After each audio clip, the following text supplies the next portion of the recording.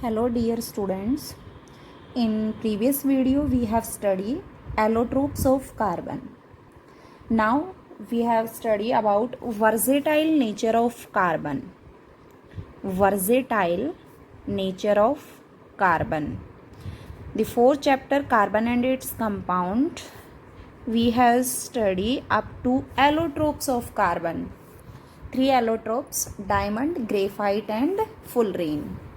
What is versatile nature of carbon. Carbon का versatile nature क्या होता है, तो सबसे पहले पता होना चाहिए वर्सेटाइल नेचर क्या होता है।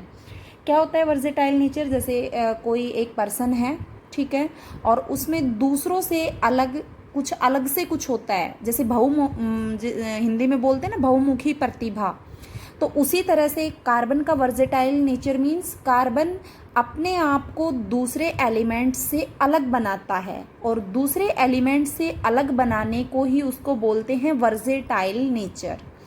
उसका वर्सेटाइल नेचर क्यों है, वो क्यों सबसे अलग है, ऐसी क्या प्रॉपर्टीज़ हैं इसमें कि कार्बन अपने आप को दूसरों से क्या करता है, अलग शो अप करता है। तो फर्स्ट हमने पढ़ा है, जैसे हमने स्टार्टिंग में जब चैप्टर किया था तब भी हमने डिस्कस किया था कि कार्बन हम हर जगह, हमारा जो अर्थ है उस पर बहुत कम परसेंटेज है कार्बन की, और बहुत कम परसेंटेज होते हुए भी हम कार्बन को बहुत सारी चीज़ों में देखते हैं। जैसे हम खाना खाते हैं उसमें भी है, हम कपड़े पहनते हैं उसमें भी है। इट मीन्स हम डेली रूटीन में भी इतनी सारी चीज़ें यूज़ करते हैं जिनमें क्या प्रेजेंट है, कार्बन। इट मीन्स कार्बन के तो कंपाउंड्स बहुत सारे हैं, ठीक है, कार्बन के कंपाउंड्स भी बहुत हैं। और कार्बन बॉन्ड कैसा बनाता है, कोवलेंट बॉन्ड। तो कोवलेंट बॉन्ड का जो नेचर है कार्बन का, वही उसको लार्ज नंबर ऑफ कंपाउंड बनाने के लिए एबल करता है, ठीक है। कोवलेंट बॉन्ड की फॉर्मेशन की वजह से भी कार्बन क्या बनाता है, बहुत ही लार्ज नंबर ऑफ कंपाउंड्स। तो सबसे अलग नेचर है कार्बन का। क्यों है अलग नेचर, इसके लिए हमें मेनली 2 चीज़ें पढ़नी पड़ेगी। फर्स्ट बेटा हम पढ़ के आए कैटेनेशन। स्टार्टिंग में ही बता दिया था what is catenation.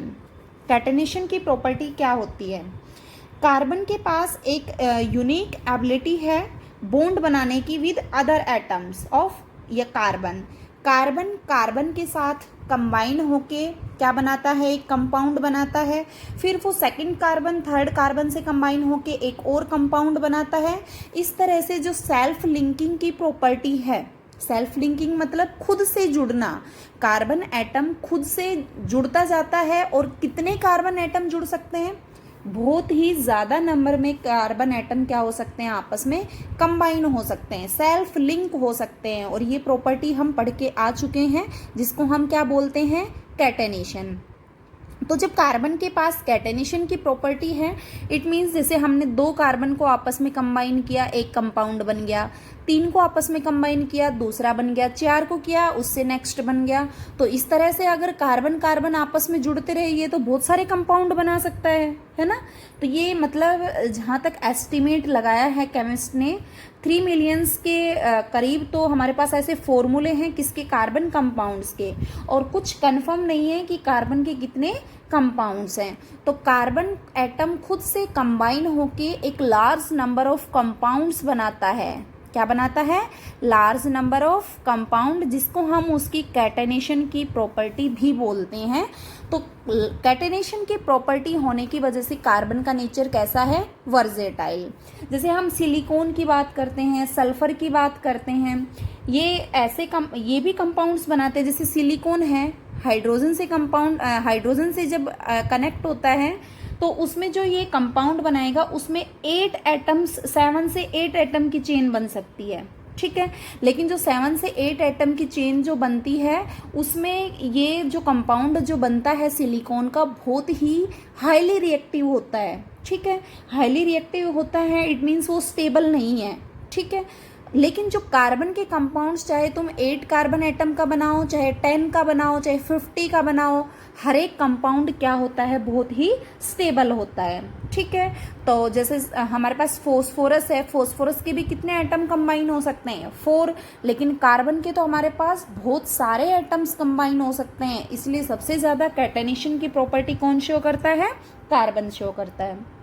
No other element exhibit the property of catenation to the extent such as carbon. Carbon के जितनी एक्सटेंट उतनी पावर से कोई भी एटम कैटेनेशन की प्रॉपर्टी शो नहीं कर सकता। ठीक है, तो जो कार्बन कंपाउंड बनाता है उसमें जो कार्बन कार्बन के बीच का बॉन्ड होता है वो बहुत ही हाईली स्टेबल होता है, बहुत ही स्ट्रॉन्ग होता है। ठीक है, तो ये हमें बताता है कि कार्बन के कंपाउंड्स एक दूसरे से, कार्बन के एटम्स आपस में एक दूसरे से लिंक होते हैं, एक दूसरे से अटैच होते हैं और लार्ज नंबर के क्या बनाते हैं, कंपाउंड्स बनाते हैं, और यही प्रॉपर्टी इसका वर्सेटाइल नेचर को शो करती है।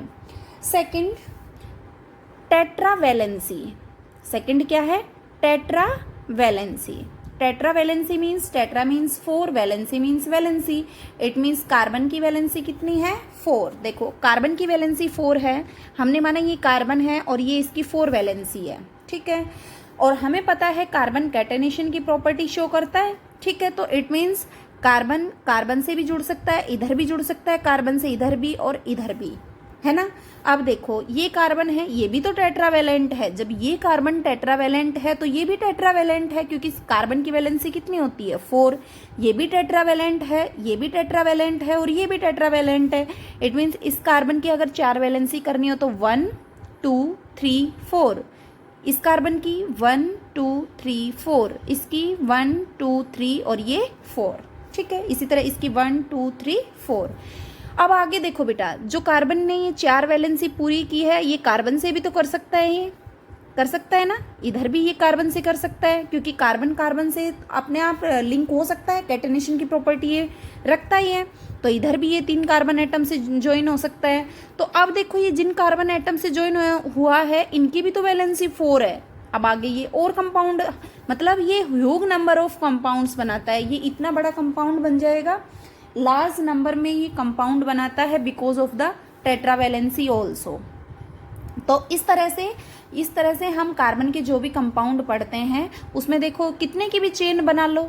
ठीक है, आगे चेन बढ़ाएंगे उतने ही इन पे वैलेंसी कंप्लीट करते जाएंगे, उतने ही ज़्यादा क्या बनेंगे हमारे पास, कंपाउंड बनाएंगे, उतने ही बड़े कंपाउंड्स बनेंगे। तो due to tetravalency and catenation the carbon show the versatile nature. ठीक है, मैं दोबारा से इसको रिपीट कर देती हूँ। कार्बन का वर्सेटाइल नेचर क्यों है, कार्बन सबसे अलग प्रॉपर्टीज शो क्यों करता है इसमें, तो पहला है हमारा catenation. It means it form a large number of compound due to self linking property due to catenation. तो बहुत ज़्यादा कंपाउंड बनाता है, उसकी वजह से इसका वर्सेटाइल नेचर है। और दूसरा इसकी वैलेंसी 4 होने की वजह से भी ये वर्सेटाइल नेचर शो करता है। ठीक है, तो इससे नेक्स्ट जो हमारा है topic that is saturated and unsaturated carbon compounds. Saturated and unsaturated carbon compounds. देखो बेटा, सिंपल सा एक एग्जाम्पल पढ़ के आए हैं हम मीथेन का, है ना, मीथेन CH4, और स्ट्रक्चर पढ़ के आए हैं जहाँ पे हमने कोवलेंट बॉन्ड की फॉर्मेशन की थी। तो हमने देखो वहाँ पे एक C2H6 एग्जाम्पल भी पढ़ा था, C2H6।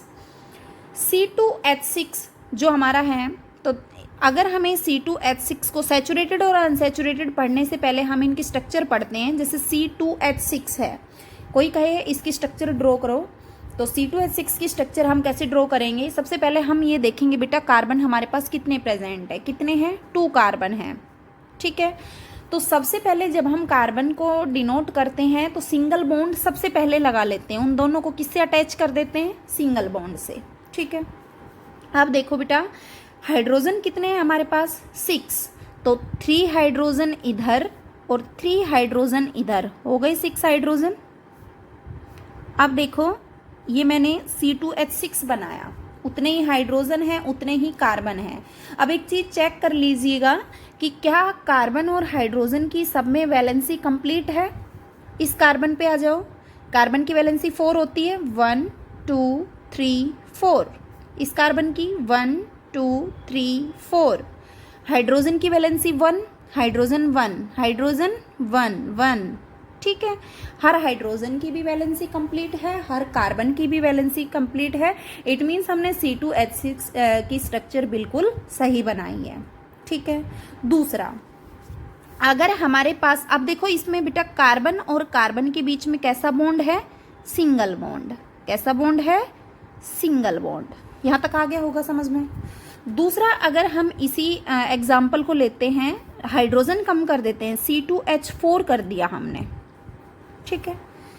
C2H4 कार्बन हमें पता है कोवेलेंट बॉन्ड बनाता है, और कोवेलेंट बॉन्ड भी 3 टाइप का होता है, सिंगल, डबल और ट्रिपल।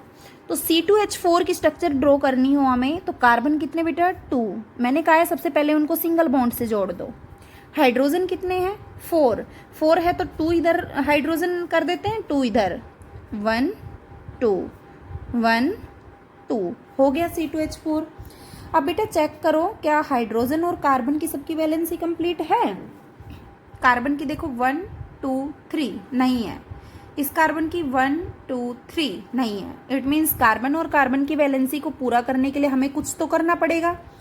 जनरली जब हम वैलेंसी कंप्लीट करते हैं तो हम वैलेंसी कंप्लीट कर देते हैं हाइड्रोजन से, लेकिन यहाँ पे तो हमें ऑलरेडी फॉर्मूला गिवन है कि हाइड्रोजन कितने ही होने चाहिए, 4 ही होने चाहिए, 4 से ज़्यादा नहीं होने चाहिए। फॉर्मूला ऑलरेडी गिवन है, ठीक है। तो हाइड्रोजन से तो वैलेंसी पूरी कर नहीं सकते, तो हम इसकी वैलेंसी किससे पूरी करेंगे बेटा, डबल बॉन्ड से। सिंगल बॉन्ड को हमने क्या बना दिया, डबल बॉन्ड। अब देखो क्या वैलेंसी पूरी है। इस कार्बन की बात करो, 1 2 3 4 हो गई वैलेंसी कंप्लीट। इसकी करो 1 2 3 4, दोनों कार्बन की वैलेंसी कंप्लीट हो गई। हाइड्रोजन की सबकी 1 1 वैलेंसी है। इट मीन्स अब हमारा C2H4 बिल्कुल सही है। अब देखो बेटा कार्बन और कार्बन के बीच में कैसा बॉन्ड है, यहाँ पे डबल बॉन्ड। कैसा बॉन्ड है, डबल बॉन्ड। यहाँ तक आ गया होगा समझ में। तीसरा, इसी में हमने ले लिया C2H2, ठीक है, 2 कार्बन सिंगल बॉन्ड से जोड़ दिया, 2 हाइड्रोजन। अब देखो क्या कार्बन की वैलेंसी कंप्लीट है, 1 और 2, इधर भी 1 और 2 नहीं है, तो 2 वैलेंसी तो है और 2 और कंप्लीट करनी है, तो हम डबल से भी काम नहीं चलेगा क्योंकि अब भी 3 ही हुई वैलेंसी। तो हम कैसा बॉन्ड लगा देते हैं, triple bond, HC triple bond CH। This is the structure of C2H2। Carbon और कार्बन के बीच में बेटा कैसा बॉन्ड आया, ट्रिपल बॉन्ड। कैसा बॉन्ड आया, ट्रिपल बॉन्ड। ये एग्जाम्पल मैंने क्यों लिए, ये एग्जाम्पल बेटा मैंने सैचुरेटेड और अनसैचुरेटेड कंपाउंड्स को तुम्हें स्टडी करवाने के लिए लिए। अब यहाँ से हम इजीली बता सकते हैं कि सैचुरेटेड कंपाउंड क्या होते हैं और अनसैचुरेटेड कंपाउंड्स क्या होते हैं, ठीक है। तो सैचुरेटेड कंपाउंड्स तो वो होते हैं जिसमें कार्बन और कार्बन के बीच में कैसा बॉन्ड हो, सिंगल बॉन्ड। पूरे कंपाउंड में चाहे वो कितने भी कार्बन का कंपाउंड क्यों ना हो, अगर सारे कार्बन और कार्बन के बीच में सारे बॉन्ड क्या हैं, सिंगल है। अगर सारे बॉन्ड सिंगल है दैट मीन्स सैचुरेटेड कंपाउंड, और अगर इसमें डबल या ट्रिपल बॉन्ड प्रेजेंट है that are unsaturated carbon compounds. आ गया होगा समझ में। अगर कार्बन और कार्बन के बीच में डबल बॉन्ड या ट्रिपल बॉन्ड प्रेजेंट है, these are unsaturated carbon compounds, these are unsaturated carbon compounds। और अगर केवल सिंगल बॉन्ड है that is saturated carbon compound. तो सैचुरेटेड कार्बन कंपाउंड्स क्या होते हैं और अनसैचुरेटेड कार्बन कंपाउंड्स क्या होते हैं, सब बच्चों को समझ में आ गया होगा, ठीक है। तो नेक्स्ट हम नेक्स्ट वीडियो में पढ़ेंगे बेटा। Thank you.